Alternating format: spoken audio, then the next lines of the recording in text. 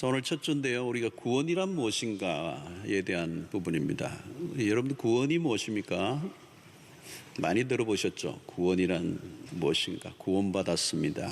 이런 말씀을 많이 하죠. 구원이란 뭐냐 이렇게 질문하면 간단한 답은 아니에요. 굉장히 깊은 말씀이 구원입니다. 죄로부터 저주를 받은 인류에게 찾아온 하나님의 이 구원. 그래서 예수를 믿으면 구원을 얻는다라고 하는데, 우리는 이 교리적으로 표현하면은 구원을 얻었다라고 하는 과거형은 칭의를 말합니다. 영어로는 justification이죠. 의롭지 않지만 의롭다 함을 받는 믿음으로, 로마서 1장 17절의 말씀이죠.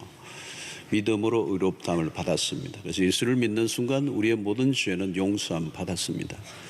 앞으로 지을 죄까지 하나님이 우리의 의가 아니고 그리스도의 십자가 사건을 통하여 그것을 믿음으로 우리를 의롭다함을 받았다. 그 구원을 받았다는 의미입니다. 그 말은 우리의 신분이 이제 죄인에서 의인으로 바뀌었다는 거죠. 근데 그것이 끝은 아닙니다. 구원을 이루어 간다는 표현을 우리가 빌립보서에서 사용하죠. 구원을 이루어 간다. 그 말은 구원이 진행형이죠. 과거형에서 진행형이 있습니다. 그것은 구원을 이루어 가야 한다는 것은 sanctification이라고 하는 성화를 얘기합니다. 그리고 마지막 우리가 아무리 성화한다 할지라도 우리는 이 땅에 육체를 입고 있는 동안에는 죄의 지배를 받고 있기 때문에 완성에 이를 수는 없습니다. 그래서 우리가 완성하는 것은 천국에 가서 미래적인 것이죠. 미래적 구원이라고 볼 수가 있습니다. 그것은 영화라고 하는 glorification이라고 하는 것입니다. 영화에 이른다. 주와 같아지는, 주를 면전에서 대하는 우리의 자신의 삶이 영화롭게 빚어지는 그날이 언젠가는 올 것입니다. 그래서 구원에 있어서는 과거적인 부분이 있고 현재적인 부분이 있고 미래적인 부분이 있다. 이렇게 볼 수가 있죠. 특별히 오늘 우리는 한국교회는 예수를 믿으면 천당 간다, 예수 믿으면 구원받는다라고 할 때 그 구원은 천국으로 생각을 하고 미래적 천국으로만 이제 귀결되었기 때문에 현재의 삶이 빈약했습니다. 그래서 예수를 믿고 구원 얻고 미래의 천국에 가기 이전에 오늘의 삶, 또 죄인이 의인이 된 신분의 변화가 일어났지만 신분에 걸맞는 삶을 우리는 강조하지 않았습니다. 아마 그것이 오늘 우리 한국 기독교의 가장 큰 주제라고 볼 수가 있겠죠. 자, 구원이라고 하는 것은 단순히 오늘 천국의 미래에 가는 그 정도, 또 죄를 용서함 받는 것으로만 끝나지 않고 오늘 지금 현재 우리의 삶에서 그 구원을 경험해가는 것. 미래적 천국도 있지만 오늘 지금 이곳에서 누리는 천국, 이것이 성화에 있어 매우 중요한 부분입니다. 자, 복음으로 얻은 생명은 우리 안에서 성장하려고 하는 힘을 갖고 있습니다. 그래서 우리 성경에 보면 니고데모에게서도 우리 주님은 다시 거듭나야 된다, 다시 태어나야 된다라고 하는 표현을 씁니다. 그리고 우리 예수를 믿는다는 것은 거듭난다라는 표현이죠. 이 태어남, 생명에 관한 얘기입니다. 그 예수의 생명이, 복음이 우리 안에 들어오면 우리 안에 예수의 생명이 들어오고, 그 생명력은, 생명이라고 하는 것은 어떤 고용된 것이 아니라 계속 변화를 일으키는, 끊임없이 성장하려고 하는 힘이 있는 것입니다. 그래서 예수를 믿는 이후부터 우리의 삶에는 계속해서 성장하려고 하는 열망이 우리 안에 일어나게 됐어요. 그 생명의 신비라는 건 참 놀라운 것이죠. 자라간다는 것입니다. 우리의 믿음도 자라가야 된다. 그래서 이게 바로 오늘 성화의 얘기고 결국은 성숙에 대한 얘기입니다. 마태복음 5장 48절에 보면 예수님이 산상수훈 가운데 이런 말씀을 하십니다. 그러므로 하늘에 계신 너희 아버지의 온전하심과 같이 너희도 온전하라. 아주 굉장한 얘기를 하셨습니다. 하나님 아버지가 온전하신 분이시죠. 근데 너희도 그렇게 온전하라는 것입니다. 자, 여기서 온전하다라고 하는 것은 우리가 완전의 개념, 완벽함의 개념이 아닙니다. 그 성경의 온전이라는 단어는 주로 mature, 성숙이라는 의미로 우리가 받아들이면 좋을 것입니다. 오늘 그 산상수훈, 마태복음 5장과 6장과 7장의 모든 메시지들은 우리가 하나님을 닮아가는 아버지의 온전하심과 같이 온전해져 가는 삶에 대한 메시지입니다. 골로새서 1장 28절에도 우리가 그를 전파해 각 사람을 구원하고 모든 지혜로 각 사람을 가르치면 각 사람을 그리스도 안에서 어떻게 해요? 완전한 자로 세우려 함이라. 여기도 완전한 자를 세우라. 또 오늘 이 본문에서 자주 띄는 단어가 있는데 온전함이라는 단어입니다. 12절에 보면 성도를 온전하게 하여 13절에 온전한 사람을 이루어 15절에도 범사에 그에게까지 자랄지라 이런 표를 씁니다. 이 성숙의 문제입니다. 이 성화, 성숙에 관한 문제, 우리 그리스도 안에서 자라가야 한다는 것을 얘기합니다. 그래서 이 성숙은 선택의 문제가 아니고 필수적으로 자라가야 합니다. 자, 성숙하려고 하면 어떻게 해야 되는가? 오늘 14절의 본문에 보면 이는 우리가 이제부터 어린아이가 되지 아니하여 사람의 속임수와 간사한 유혹에 빠져 온갖 교훈의 풍조에 밀려 요동하지 않게 하려 함이라. 자, 우리가 성숙한 삶을 살려고 하면 우리 안에 있는 어린아이의 모습을 점점 버려가는 거예요. 우리 아이들도 클 때 보면 앳띤 아이들이, 조그마한 아이들이 조금씩 커지고 앳된 모습들이 벗어나죠. 근데 외형만 아니고 행동도 그런 거죠. 그래서 어린 아이의 일을 벗어버리면서 이제 자라가는 것입니다. 자, 우리도 성숙에 있어 매우 중요한 것은 우리 안에 있는 어린 아이의 요소, 또 다르게 표현하면 육신적인 모습들을 벗어버리는 것들입니다. 오늘 여기에 표현은 우리가 이제부터 어린아이가 되지 않아요. 사람의 속임수와 간사한 유혹에 빠져 온갖 교훈의 풍조에 밀려 요동하지 않게 하려 함이라 그랬습니다. 어린아이의 특징은 속임수에 잘 넘어가는 것, 또 간사한 유혹에 잘 빠진다는 겁니다. 이유가 뭘까요? 분별력이 없기 때문에. 분별력이 없으면 판단이 잘 안 서죠. 그래서 잘못된 선택을 하게 됩니다. 사탕 하나만 주어도 따라가는 이유는 뭘까요? 분별력이 아직 없으니까. 그리고 옳고 그름에 대한 기준이 분명하지 않기 때문에. 여러분, 기준이 없으면 어떻게 되죠? 그때마다 기준이 바뀌니까 흔들리는 삶을 살 수밖에 없는 것입니다. 그러니까 사람들이 이 사람 말을 들으면 이 사람 말이 맞는 것 같고, 저 사람 말을 들으면 저 사람 말이 듣는 것 같고, 그러니까 맞는 것 같고 오락가락 하는 겁니다. 결국은 참과 거짓의 분별이 잘 안 되는, 오늘 우리 시대는 거짓으로 가득한 세상을 우리가 살고 있습니다. 미혹의 시도죠. 오늘 시대를 미혹의 시대다. 오늘 어쩌면 21세기에 가장 큰 우리 시대를 뒤덮고 있는 것은 거짓의 시대다. 자칫하면 우리는 미혹을 받을 수밖에 없습니다. 자, 여기서 미혹은 뭘까요? 단순히 잘못된 선택을 해서 사업이 망한다는 정도가 아니에요. 우리의 영혼을 잃어버려서 영원을 잃어버리는. 우리는 시대의 거짓을 분별하려고 하면 어떻게 되죠? 말씀을 가까이 한다는 거예요. 사랑하는 성도 여러분, 하나님의 말씀만이 진리인 줄로 믿습니다. 하나님의 말씀만이 진리예요, 여러분.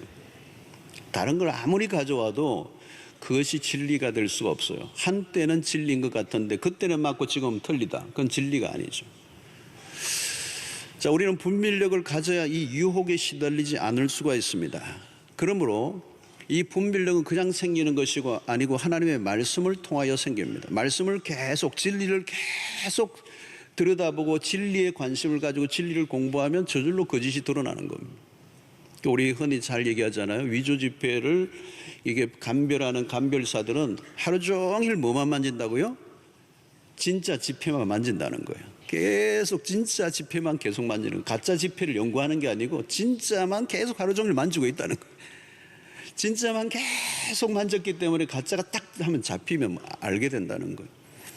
여러분, 하나님의 말씀을 통해서 분별력을 가지게 됩니다. 말씀을 알아야 바른 기준이 생기고 바른 기준이 생겨야 혼란과 무지에서 벗어나게 되는 겁니다.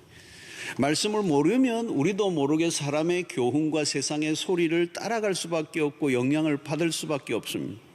말씀에 눈이 어두우면 무엇을 행하는지 내가 알 길이 없기 때문에. 그래서 말씀을 통하여 분별력이 깊어질 때 우리는 지혜로워지고 성숙은 지혜로움이라고 말할 수 있습니다.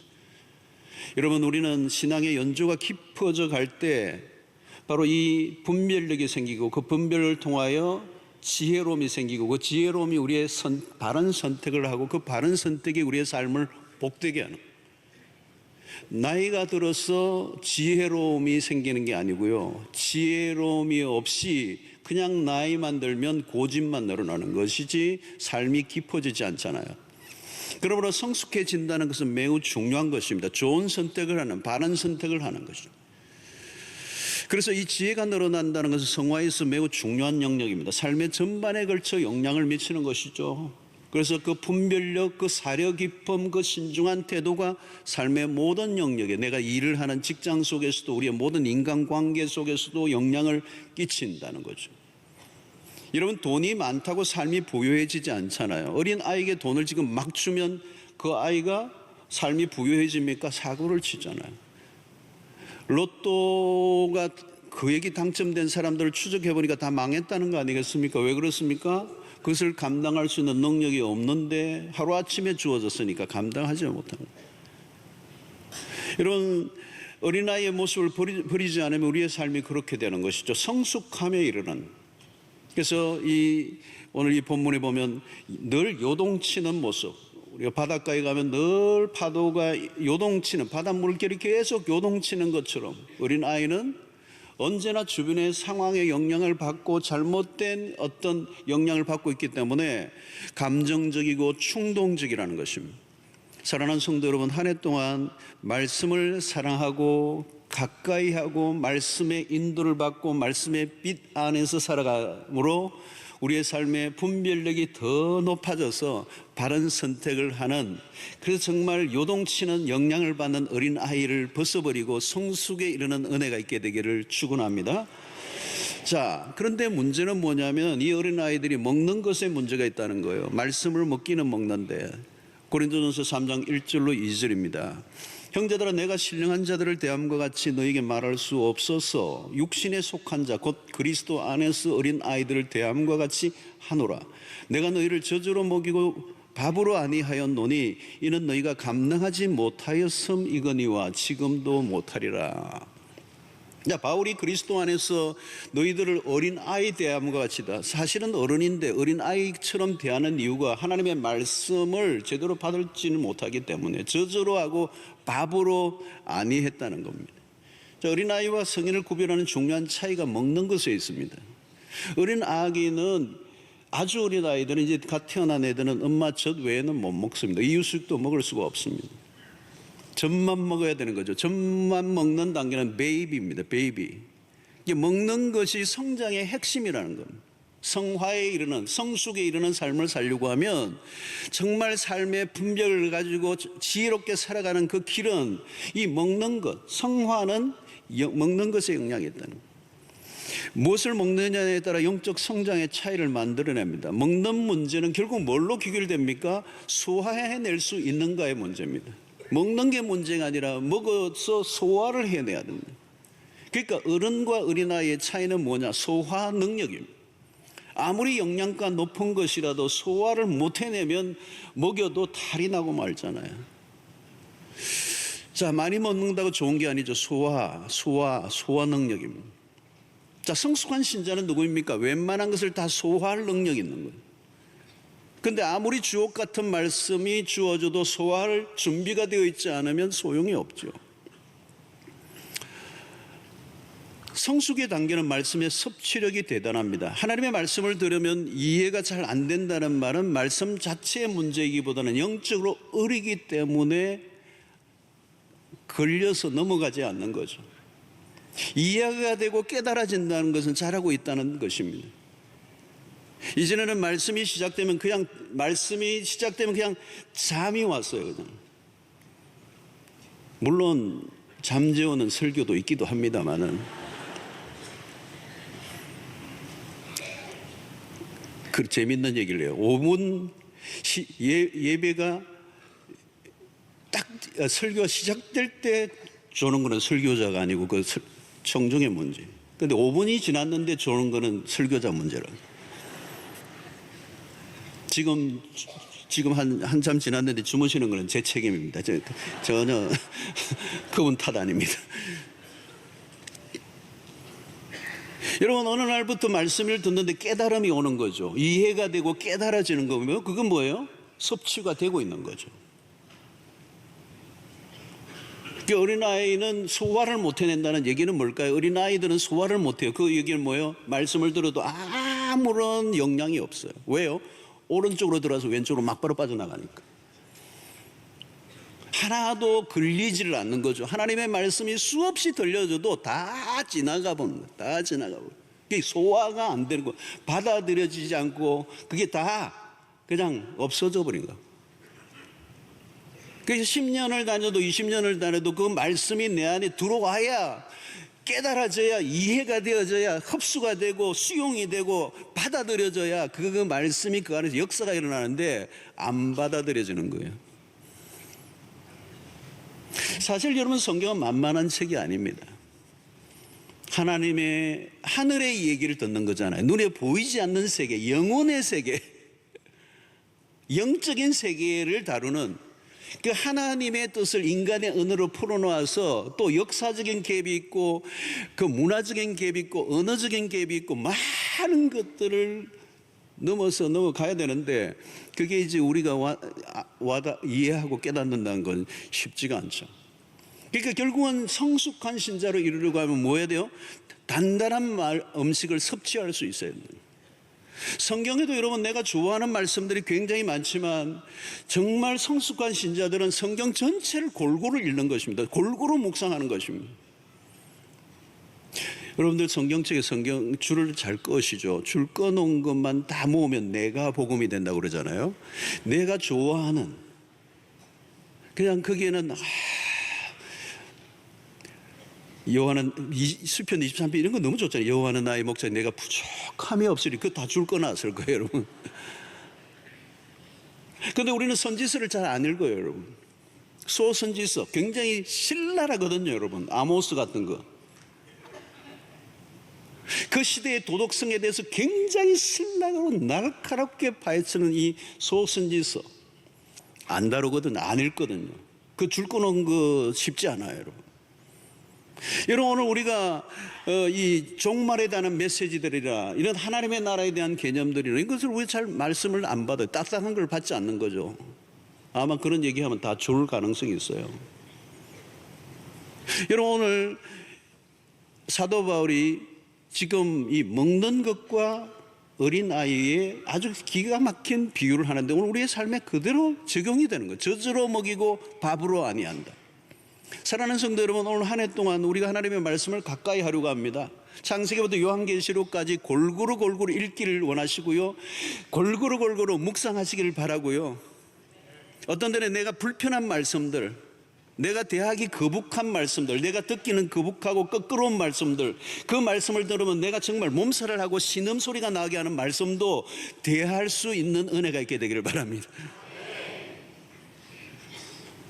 요즘 사실 다니엘스가 그래요. 새벽에 다니엘스. 작년에 제가 말라기서 했는데요. 좀 더 다른 걸 좀 해도 되는데 너무 이런 시대에 필요한 말씀들이라 다니엘스를 요즘도 보고 있습니다만은 요즘 만만치 않습니다. 만만치 않은 거예요. 예. 그런데도 정말 우리 성도들이 잘 그 새벽에 그 말씀을 잘 받아들이는 것 같아요. 너무 감사해요. 우리끼리니까 하는 말이지만 정말 우리 교회가 좋은 교회라는 것은 하나님 말씀을 그대로 받아들이는 것 같아요. 감사하는 거죠.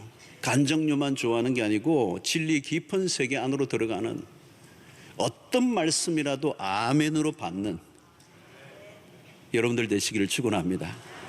자, 어린아이의 일을 벗어버린다는 것은 또 다른 의미가 있어요. 초보에서 벗어나는 겁니다. 히브리서 6장 1절에 보니까 그러므로 우리가 그리스도의 도에 초보를 버리고 죽은 행실을 회개함과 하나님에 대한 신앙과 이랬습니다. 여기 보면 그리스도의 도의 초보를 버리라는 겁니다.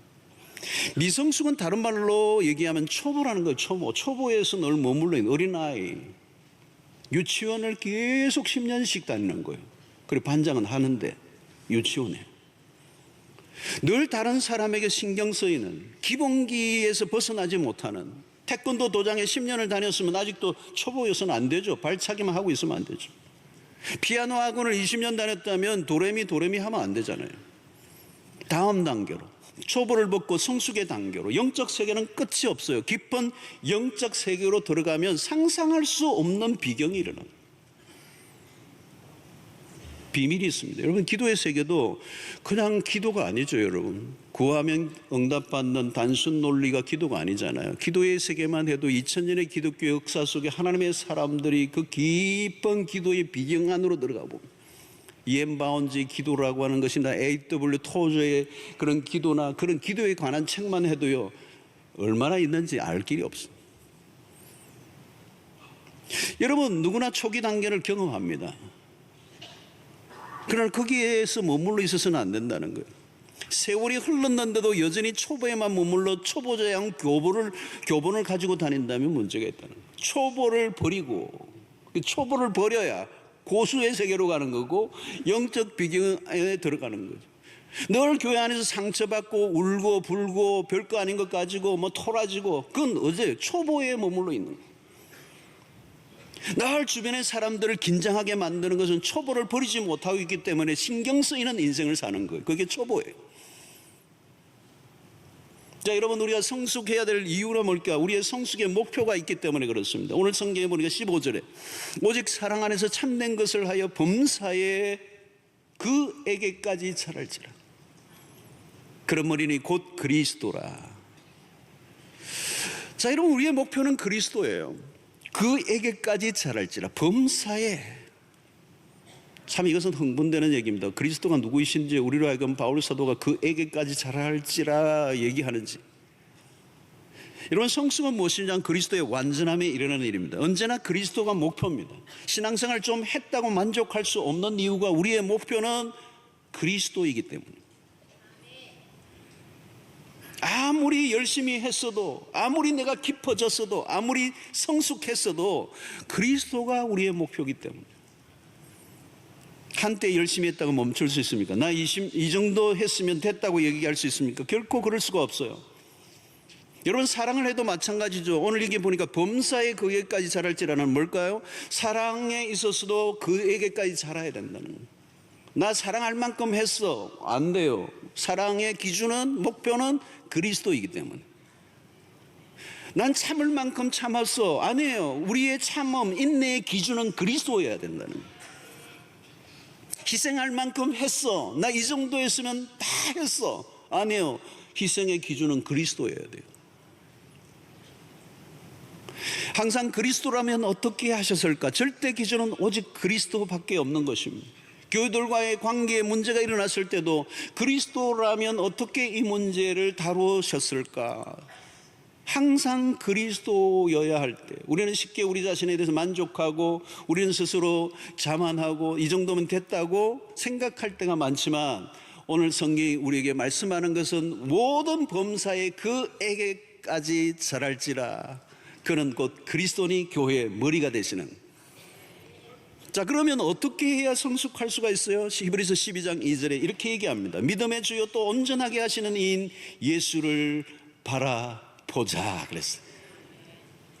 히브리서 3장 1절에는 이렇게 얘기합니다. 그러므로 함께 하나님의 부르심을 받은 거룩한 형제들아, 우리가 믿는 도리의 사도이시며 예수를 깊이 생각하라 그랬어요. 여기 중요한 두 단어를 히브리서는 우리 가르쳐주는, 하나는 그리스도를 바라보라는 거예요.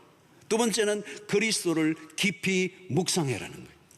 여러분, 이것은 바라봄의 법칙입니다. 바라봄의 법칙. 우리는 바라보는 것을 담게 되어 있어요. 바라보는 대로 그곳으로 가게 되는 거예요. 시어머니를 계속 미워하면서 바라보면 언젠가 시어머니가 되면 옛날 시대 시어머니보다 훨씬 더 무서운 시어머니가 되는 이유는 날마다 이를 갈며 그분을 생각하고 묵상했기 때문에 그렇답니다. 성숙한 그리스도인의 특징은 초점이 분명하다는 것, 집중력, 바라보는 것. 어린 아이의 특징이 뭡니까? 산만함, 집중력이 없어요. 늘 주변을 돌아보고 자기를 끄는 어떤 것에 시선을 빼앗겨버리는 거예요. 여러분, 성숙하지 못하는 사람들의 특징은 영적인 집중력이 없어요. 말씀에 보다가도 그냥 금방 그냥 그만둬버리고, 연초에 큐티집 사서 막 이를 악물고 했는데 작심삼일 며칠 지나면 이게 어디 갔는지가 없어. 여러분, 기도의 자리에 앉아 지그시 그리스도에게 집중하는 이것이 불가능해요. 여러분, 영적 집중이 없는 사람들은 잘할 수가 없습니다. 그리스도에게 집중해야 합니다. 우리는 그리스도에게 집중할 때 성경 본문을 보면, 특별히 복음서를 통하여 그리스도가 어떻게 사셨는가를 보면 우리는 그분의 삶을 닮고자 하는 노력을 하게 되죠. 우리는 그 뒤를 통하여 묵상한 무슨 묵상입니까? 말씀의 묵상이지만 말씀의 묵상이란 딴 게 아니에요. 그리스도를 묵상하는 것입니다. 그리스도가 어떻게 사셨습니까? 우리는 요한복음 13장 1절을 보면 이런 말씀을 해요. 유월절 전에 예수께서 자기가 세상을 떠나 아버지께로 돌아가실 때가 이런 줄 아시고 세상에 있는 자기 사람들을 사랑하시되 끝까지 사랑하시네. 자, 이런 본문을 우리가 대하면 그리스도가 제자들을 사랑하시되 자기 사람들을 끝까지 사랑하셨다. 주님의 사랑의 방식. 사랑하다가 말고 사랑하다가 그냥 때려치우는 그런 사랑이 아니라 끝까지, 당신을 배반하는 가룟 유다까지도 마지막까지 배반하고 옆에 최후의 만찬의 스상까지도 예수님은 그 제자를 포기하지 않고 사랑하십니다. 그리스도는 하루를 어떻게 시작하셨습니까? 마가복음 1장 35절 그러니까 새벽 아직도 밝기 전에 예수께서 일어나 나가 한적한 곳으로 가서 거기서 기도하시느니, 주님은 자신의 문제를 해결하기 위한 방식으로 기도를 선택하신 것이 아니고 모든 일상의 하루 첫 부분에 기도로부터 시작하신 주님, 이게 우리의 모델이에요. 마태복음 26장 52절에 이에 예수께서 이르시되 내 칼을 도로 칼집에 꽂으라. 칼을 가지는 자는 다 칼로 망하느니라. 여러분, 예수님은 당신의 문제를 해결하기 위해서 한 번도 물리적인 힘을 사용해 보신 적이 없어요. 놀라운 일이죠. 인간적인 방식으로 문제를 해결하려고 했었던 적이 없어요. 자기의 어떤 힘을 동원하여 문제를 해결하려고 하셨던 적이 한 번도 없어요. 예수 그리스도의 문제 해결의 방식은 언제나 십자가였다. 십자가의 방식, 내가 죽는 방식으로 문제를 해결했지 자기의 힘을 동원하여 무력으로 어떤 문제를 해결하려고 하지 않았어요. 그런데 베드로가 칼을 가지고 예수님의 문제를 도와주려고 하실 때 칼을 가지는 자는 칼로 망한다. 힘을 사용하여 문제를 해결하는 사람은 언젠가 또 다른 힘에 의해서 당신은 망하게 된다. 여러분, 주님은 우리의 삶의 모델이 되기에 충분합니다. 성경을 우리가 읽고 흥분한 이유는 그리스도가 사셨던 삶이 가장 탁월한 삶이고 가장 최고의 삶이고 가장 성숙에 이른 완전한 삶이기 때문에 우리는 그리스도를 묵상하고 그분을 바라보고 그분을 깊이 생각하면 어느 날 그분의 삶이 우리의 삶에 투영되고 우리의 삶에서 그리스도가 나타나는 은혜가 있게 될 줄로 믿습니다. 그리스도보다 확실한 모델은 없습니다. 자, 성숙의 결과는 뭘까요? 오늘 12절에 보면 이런 말씀이 있습니다. 이는 성도를 온전하게 하여. 대단히 중요한 말씀이에요. 하며가 아니에요. 이 하며와 하여의 차이는 어마어마한 차이예요. 이는 성도를 온전하게 하여, 그 다음에 따라오는 거예요. 종속절이에요. 성도가 먼저 온전하게 되어져야 돼요. 온전하여, 그 다음에 봉사의 일을 하게 하며. 여기 성도를 온전하게 하며 봉사의 일을 하게 하며 그리스도의 몸을 세우려 함이 아니에요, 여러분. 성도가 온전하게 되어질 때 온 봉사의 일도 온전해질 것이며 그리스도의 몸이 온전하게 세워지게 된다는 거예요.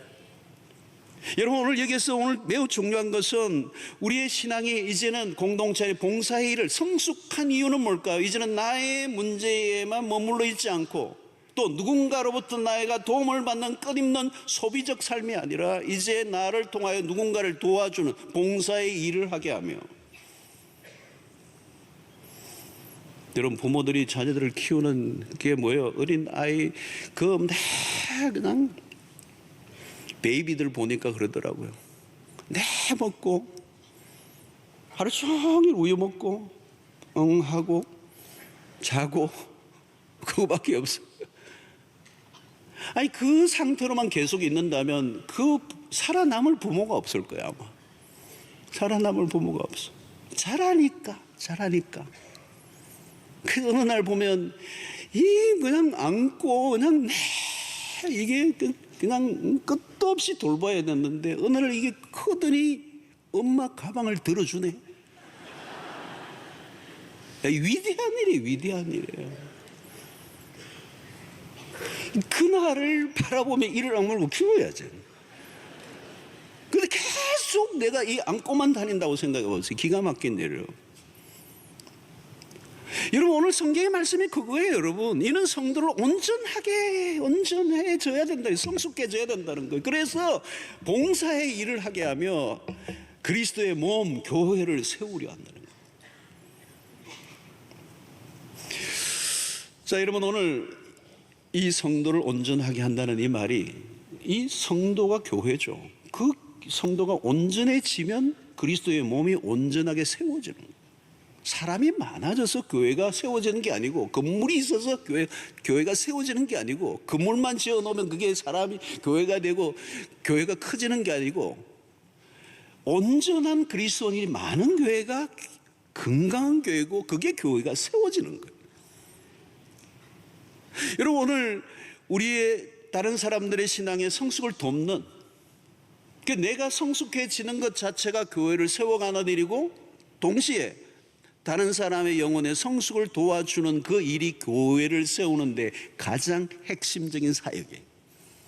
토요일날 교회 와서 청소를 하고 뭐 여러 가지 교회 이 봉사 저 봉사 많이 하겠지만, 정말 교회를 세우는 가장 핵심은 오늘 이 12절에 있는 이 말씀이에요. 내가 성숙해져서 또 다른 사람을 성숙한 길로 이끌어주는 이 일을 하는 것.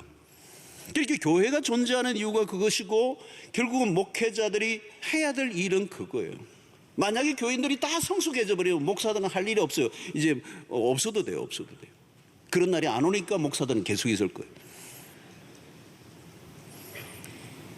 여러분, 미성숙한 사람들이 많이 모인 교회는 미성숙한 교회입니다. 불필요한 이슈로 시간을 다 버립니다. 창의적이고 역동적인 이슈를 통해서 무엇인가를 할 것인가에 관심을 가지기보다 왜 그것을 해야 하는지에 대한 논의를 하다가 시간을 다 보내버려요. 어떤 일에 대해서 설명하다가 시간을 다 보내요. 시험 든 사람 달래다가 세월 다 보내고요. 오늘날 교회들이 다 그래요. 딴 거 하다가 다 몰더라고요. 자라지 않은 어린 아이들로만 남아있는 신자들이 모여있는 교회, 그 교회는 정말 문제만 안고 있는 것입니다. 여러분, 성숙함이 이르러 열매를 맺게 됩니다. 15장 요한복음 15장 4절에 보니까 내 안에 거하라 나도 너희 안에 거하리라. 가지가 포도나무에 붙어있지 아니하면 스스로 열매를 맺을 수 없음 같이 너희도 내 안에 있지 아니하면 그러하리라. 삶의 열매, 성숙의 목표는 열매입니다. 열매는 언제 맺어지느냐? 주님과의 관계가 깊어질 때. 그러니까 신앙생활이라는 것은 다른 게 아니고 주님과의 관계고, 세월이 흐른다는 말은 주님의 관계가 깊어졌다는 얘기죠. 그러면 저절로 주님 안에 있던, 주님과 함께 했던 내 삶에서 저절로 맺혀지는 게 열매고, 그게 성숙이에요. 그러니까 신자가 된 이후에 우리의 시간은 달라졌습니다. 그냥 흐르는 세월 속에 속절없이 내가 끌려가는 시간이 아니라 우리의 시간 속에 그리스도가 찾아오셨고, 이제 나 홀로가 아니라 주님과 함께 동행하는 삶이고, 그러므로 우리의 시간의 질량은 높아진 것이고, 우리의 세월이 흐르면 흐를수록 주님과의 관계 속에서 저절로 성숙함에 이르러 내 삶을 통하여 그리스도가 드러날 수밖에 없는 삶을 산다는 거예요. 그래서 그 결과가 어때 돼요? 요한복음 10장 10절입니다. 도둑이 오는 것은 도둑질하고 죽이고 멸망시키는 것뿐이요 내가 온 것은 양으로 생명을 얻게 하고 더 풍성히 얻게 하려는 것이라. 여기 풍성히 얻게 하랍니다. 단순히 생명을 얻는 것으로 끝나지 않고 내 삶이 더 풍성해진다. 여러분, 그리스도를 닮은 성숙에 이르면 우리의 삶은 풍성해집니다. 삶의 모든 영역에서 하나님의 은혜가 임하는 것을 보게 될 것입니다. 여러분 보십시오. 삶의 많은 실수와 고통들은 사실은 미성숙함에서 오는 거예요. 우리 아이들이 어리니까 내 넘어지고 깨지고 내 사고치고 지가 넘어지는 거예요. 지가 넘어지는 거예요. 여러분, 내가 나를 힘들게 하는 경우가 많아요. 보면 물론 다른 사람이 나를 힘들게 할 수 있습니다. 그러나 성숙한 사람은 나를 힘들게 하는 사람이 있어도 별로 시험이 안 들어요. 왜? 그가 아직 어리기 때문에 하는 행동인 것을 알기 때문에 성숙하니까 기다려주고 참아줄 수 있는 여유가 생기는 거죠. 왜 아이들이 형제간끼리 늘 싸웁니까? 두 놈이 매 싸워요. 왜 싸우죠? 둘 다 유치하니까. 싸움이 언제 끝나는 겁니까? 한 명이 좀 더 커야 돼요. 한 놈이 좀 더 커야 싸움이 없어져.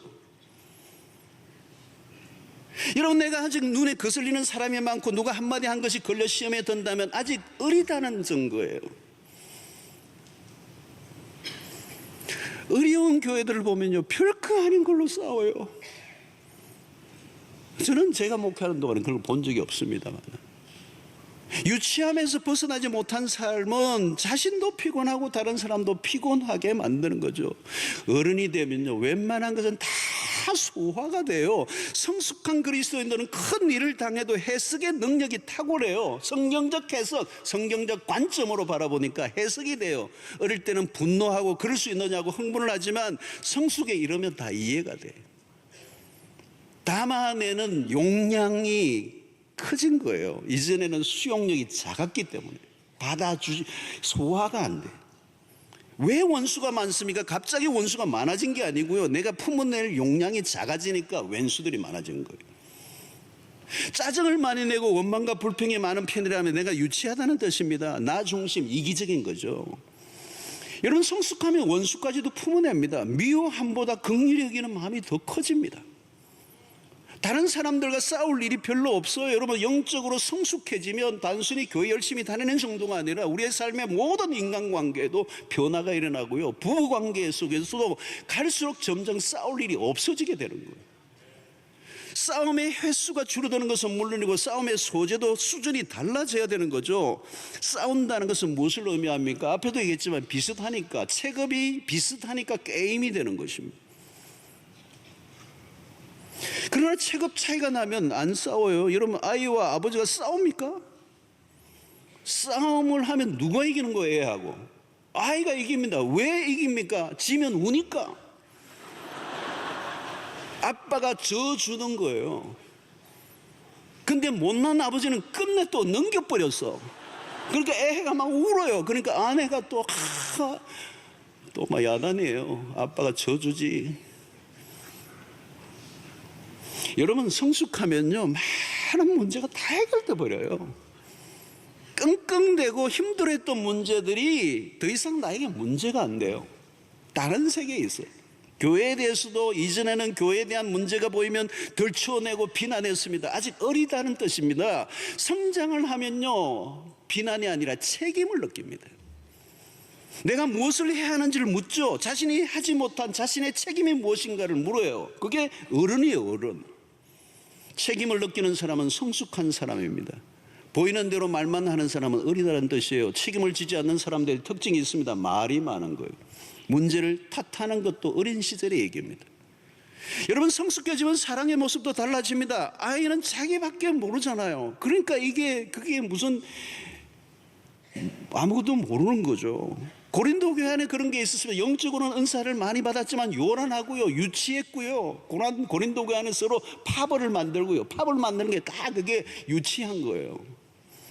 마음에 드는 사람끼리 주고받는 사랑에 불과했습니다. 그래서 바울이 고린도전서 13장에 기가 막힌 사랑에 대한 정의를 내리잖아요. 사랑은 오래 참고, 사랑은 온유하며 시기하지 아니하고, 사랑을 자랑하지 않으며 거만하지 무례하지 않으며, 막 이렇게 한 얘기는 뭐냐면 고린도 교회가 유치한 사랑을 다 하고 있었다는 거죠. 사랑하는 성도 여러분, 성숙한 삶을 사는 사람은 관계의 변화가 일어납니다. 부부 세미나 하지 않아도요, 따로 안 해도요, 영적으로 성숙해지면 부부 관계가 저절로 좋아져요. 안 믿으시는 것 같은 분이겠다. 신앙에 성숙하지 않으면, 성숙을 향해 안 가면, 성숙에 도달하지 않으면요, 세미나 아무리 갔다 와도요, 약발 한 달 안 가요. 또 싸워요. 그러면 또 세미나 가야 돼요. 부부 세미나, 행복 세미나 또 가야 돼요. 영적으로 성장하는 거예요. 영적. 여러분, 의사소통, 커뮤니케이션을 안 배워도 영적으로 성장하면요, 상대방의 말에 귀를 기울여요. 내 주장이 내려놓고 나보다 남을 낮게 여기고, 그럼 대화가 되는 거예요. 여러분, 오늘 성숙은 우리의 많은 문제를 풀어줍니다. 성숙하면 삶이 저절로 업그레이드 됩니다. 문제를 풀려고 애를 쓰지 않아도 영적으로 성숙하면 자동적으로 모든 게 풀려지게 되어 있습니다. 주님을 닮아가면 그 삶이 우리의 얼마나 놀라운 회복을 가져다 주는지, 죄의 지배 아래 있던 우리의 삶의 많은 부분이 풀려지고 이제 진리 안에서 자유를 누리고 그리스도를 닮아갈 때. 그래서 오늘 예배소서에는 그리스도의 장성한 분량에 충만한 데까지 이른다라고 하는 이런 표현을 씁니다. 그리스도의 장성한 분량이 충만한 데까지 이르는, 굉장히 복잡한 얘기인데 쉽게 표현하면 뭔가 하면 스펀지에 물을 꽉 머금고 있는 것과 같아요. 건드리기만 하면 물이 터지는 것 같이. 그리스도의 장성한 분량, 그리스도로 내가 꽉 차 있으면 누구든지 건드리기만 해도 그리스도가 터져 나오는, 그리스도의 모습과 인격이 흘러나오는 이런 삶을 살아가는 것이 곧 성숙의 삶인 줄로 믿습니다. 여러분, 연초에 복 우리가 하지만 이 복이라는 게 뭘까요? 여러분, 이미 우리가 많은 복을 받았는데요, 중요한 것은 이 성숙하지 않으면 성숙한 만큼 우리에게 주신 이 복을 사용할 수가 있어요. 그러므로 성숙은 복을 담는 그릇이에요. 복을 아무리 줘도 감당할 수 없으면 다 쏟아져 버립니다. 그런 만큼 당기잖아요. 어린아이에게 큰 돈을 쥐어주면 안 되잖아요. 왜? 제대로 쓸 수가 없으니까. 얼마를 가지나의 문제가 아니라 어떻게 사용할 수 있는 능력을 가지고 있는가 하는 거죠. 결혼해서 잘 살고 싶은데 그게 잘 안 되잖아요. 하고 싶은데 안 되잖아요. 그러니까 힘들죠. 축구 선수가 공을 잘 차고 싶은 마음은 다 갖고 주고 다 손흥민 같이 타고 싶은데 안 되잖아요. 그러니까 내가 하고 싶다는 것과 할 수 있는 능력을 가진 것은 다른 거예요. 그러니까 성숙이란 말은 이제는 성경에 들었던 얘기가 내 삶에 구체적으로 사라지는 단계로 가는 걸 말하는 거예요. 오늘 여러분, 한 해 동안 이 성숙은 우리에게 굉장히 중요한 목표고요, 우리의 일평생 주님이 부르시는 날까지 우리의 미성숙한 부분이 점점 어서져 가고 어린아이의 모습, 어린아이의 그 시절을 다 벗어내고 점점 그리스도 안에서 성화에 이르는, 성숙에 이르는 이 목표를 향해 달려가는 여러분들 되시기를 주의 이름으로 축원합니다. 여러분, 성숙하면, 아이가 성숙하면 아버지와 다 같이 대화를 나누죠. 어떤 데는 아버지의 그 뜻을 충분히 이해하고 아버지의 마음을 알고, 그렇죠? 그러면서 진정한 효도가 시작이 되는 것처럼 오늘 우리가 우리의 열심이 아니라 우리 자아중심적인 그 세계에 빠져 있지 않고 누가 말하지 않아도 아버지의 뜻을 헤아려 주님이 원하시는 삶이 무엇인가를 살아내는 기가 막힌 인생으로 변하게 될 줄로 믿습니다.